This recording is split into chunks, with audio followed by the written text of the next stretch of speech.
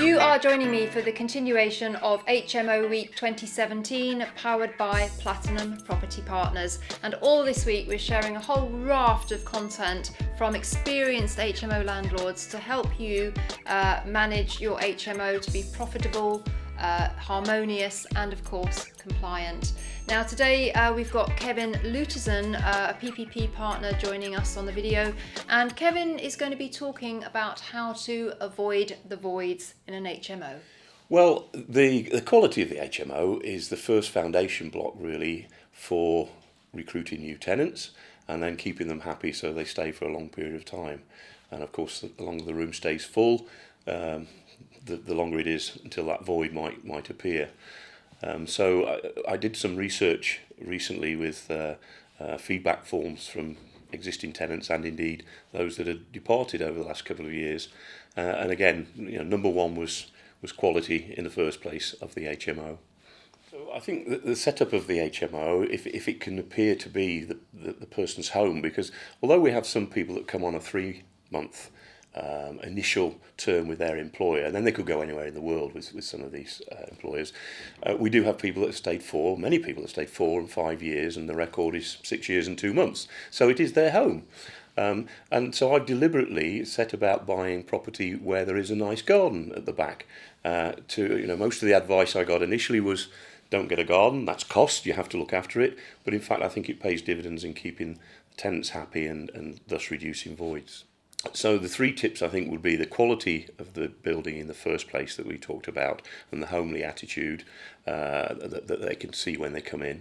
But again, the research that I did with current and recently past tenants came up with a massive plus in terms of the regular maintenance, the cleaning.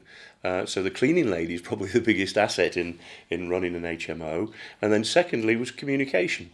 So an awful lot of landlords, from my discussions with tenants, just seem to collect the money and not talk, not converse in any way. So keeping open, regular dialogue, monthly newsletter, whatever format is comfortable, seems to pay dividends. They like to know what's going on and like to be kept informed.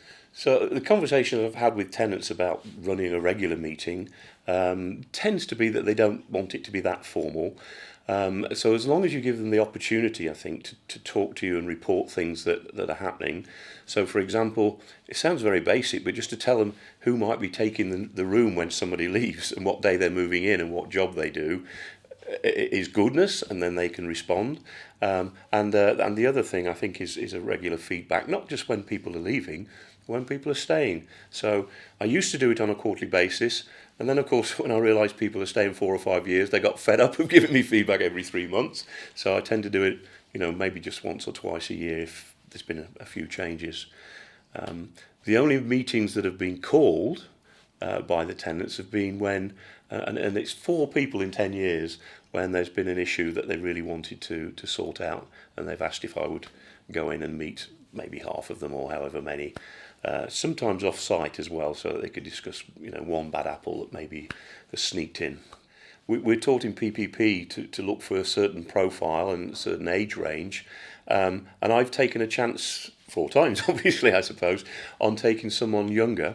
And looking back, the trend seems to be that the vast majority of my tenants have been through the university routine, they're postgraduates starting out in a career. The 4 that have caused a little bit of a problem have all been straight from home, and maybe 20 rather than 23.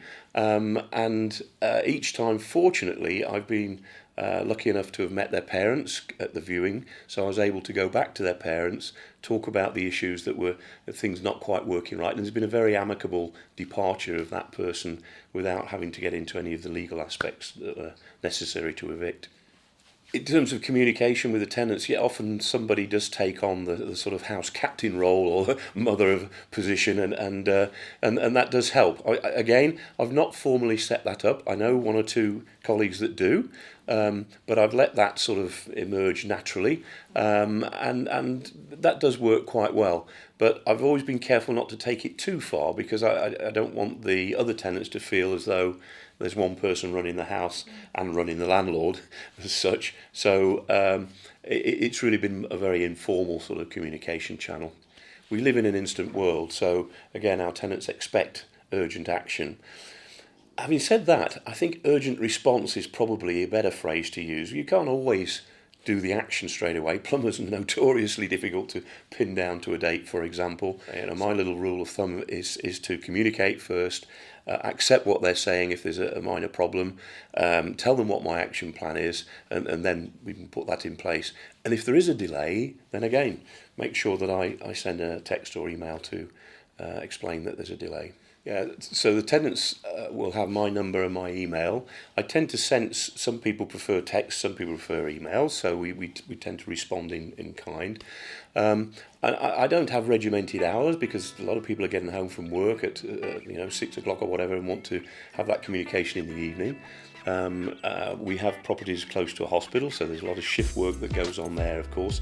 So I don't restrict anything, but again, I think if you build the rapport and the relationship, then there's a certain amount of respect and trust that they won't be calling you at midnight to say, actually, the curtains probably could do with a wash or anything like that.